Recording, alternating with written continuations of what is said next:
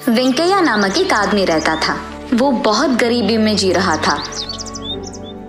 वो अपनी पत्नी और बेटे के साथ एक छोटे घर में रहता था। वेंकैया एक छोटे होटल में काम करता था। वेंकैया का मालिक रंगैया, जो हर रोज की कुली उसे देता था, वो वेंकैया को बिल्कुल काफी नहीं था। इसी कारण वो तीनों अच्छा खाना खाकर बहुत दिन हो गए थे। वेंकैया की पत्नी कमला भी जब भी उसको वक्त मिलता था, उस गांव के कुछ घरों में साफ सफाई करना, बर्तन साफ करना जैसे काम करती थी। लेकिन वो पैसे भी उनके लिए काफी नहीं थे। इस कारण पति पत्नी दोनों एक दिन घर में बैठकर ऐसे बात करते हैं, हाँ, जो भी पैसे कमा रहे हैं उसी दिन खत्म हो जा रहे हैं।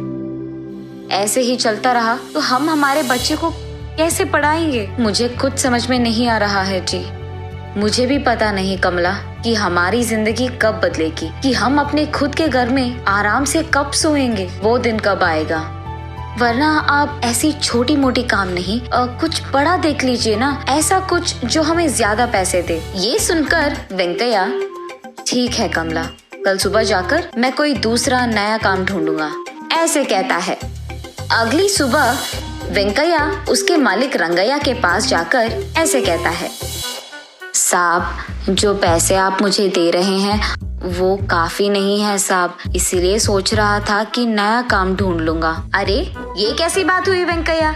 अभी अभी तो व्यापार अच्छा चल रहा है, अब अगर तुम छोड़ दोगे तो कैसे होगा?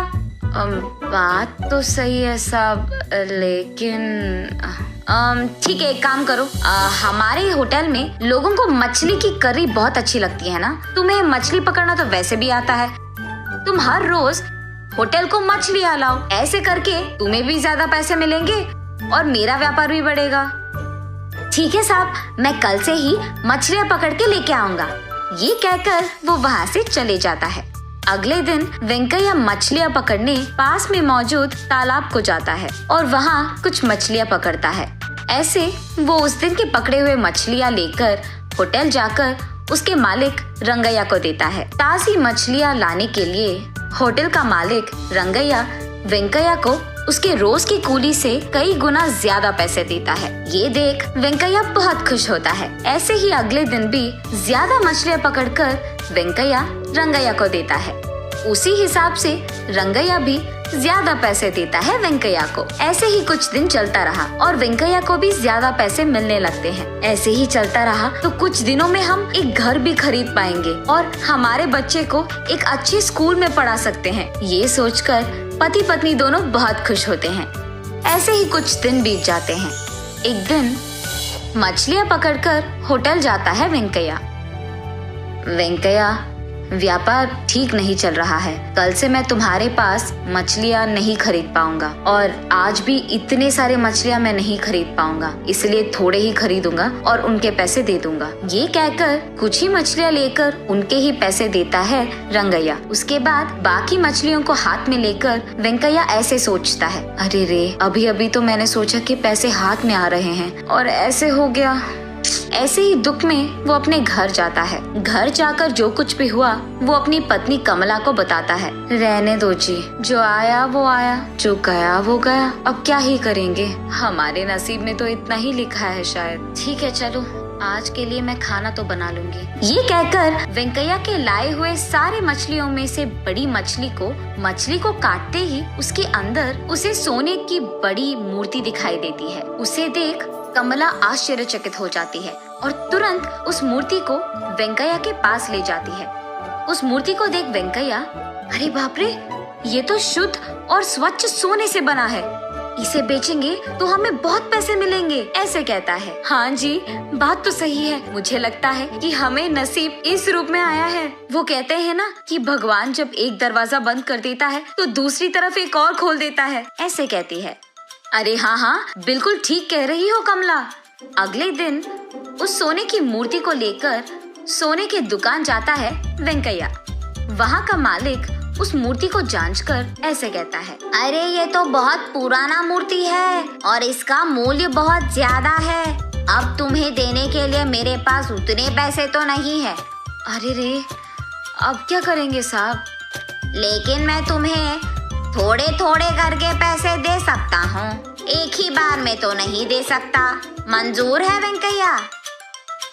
ठीक है, वही करेंगे फिर। ये कहकर उस मूर्ति को बेचकर थोड़े पैसे घर ले जाता है वेंकैया। लिए उन पैसों से सबसे पहले वो एक होटल शुरू करता है और उस होटल में वो मछली की बिरयानी को बेचना शुरू करता है।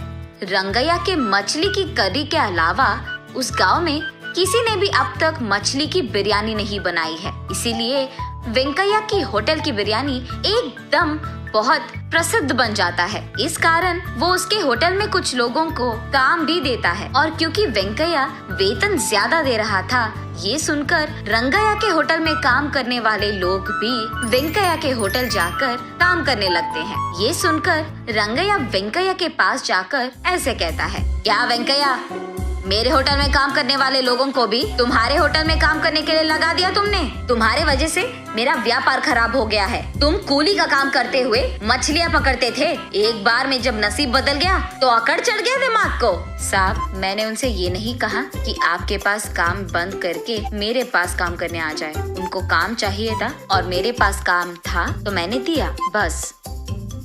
जरा मैं भी तो देखूं कि कितने दिन तुम ऐसे ही व्यापार चलाओगे। व्यापार चलाना आसान नहीं होता है वेंकैया, हमारे परिवार में ये बहुत सालों से आ रहा है। एक बार जो नुकसान आ गया ना, तुम वापस कूली का काम ही करने लगोगे। याद रखना, क्या कहीं लिखा है कि आप जैसे लोग ही व्यापार कर सकते हैं और हमारे जैसे नहीं? और वैसे भी मुझे कोई डर नहीं है साहब, अगर मेरा व्यापार नहीं चला तो मैं वापस कूली का काम कर ही लूंगा, लेकिन आप तो वो भी नहीं कर पाएंगे। आपका व्यापार वैसे भी ठीक तो नहीं चल रहा, तो जरा आप ही देख लो, कूली का काम करना है या कोई और। ऐसे आराम से रंगैया को जवाब दे देता है वेंकैया। ये सुनकर गुस्से में चुपचाप वहाँ से चले जाता है रंगैया। एक तरफ होटल चलाते हुए कमाकर, दूसरी तरफ उस सोने के दुकान के मालिक से पैसे लेता है वेंकैया। उन्हीं पैसों से उसके बेटे को एक अच्छे स्कूल में पढ़ाता है, एक अच्छा घर भी खरीदता है और उसकी बीवी को ढेर सारे गहने खरीदता है। ऐसे कुछ ही दिनों में वेंकैया काम के लिए ढूंढने के स्थान से काम देने के स्थान तक जाता है।